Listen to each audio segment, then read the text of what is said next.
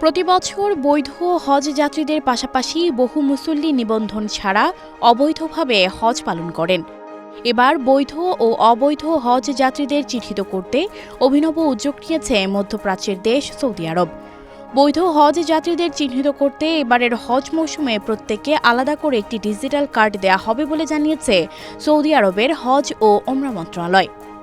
মূলত অবৈধভাবে হজ পালন নিরুৎসাহিত করতেই দেশটির এই উদ্যোগ। গালফ নিউজের এক প্রতিবেদনে বলা হয়েছে, বিদেশি হজ যাত্রীদের প্রথম দলটি সৌদি আরবে পৌঁছাবে 2 সপ্তাহেরও কম সময়ের মধ্যে।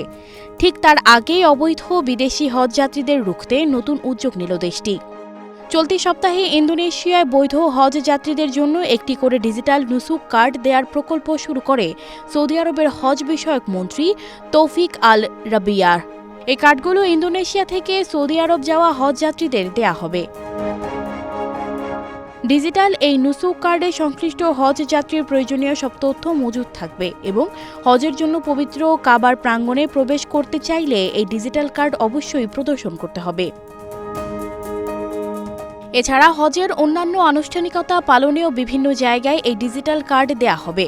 সংশ্লিষ্ট দেশের হজ যাত্রীদের জন্য ভিসা ইস্যু করার পর এই কার্ডটি সংশ্লিষ্ট হজ অফিস বিদেশি হজ যাত্রীদের কাছে হস্তান্তর করবেন।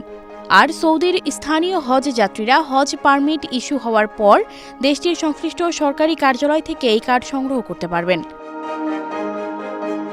এতদিন বাচ্চাদের হাতে জিপিএস বসানো বিশেষ ট্যাগ হাতে লাগিয়ে দেয়া হতো, যেন লাখ লাখ মানুষের ভিড়ে সন্তান হারিয়ে গেলেও তাকে খুঁজে পাওয়া যায়।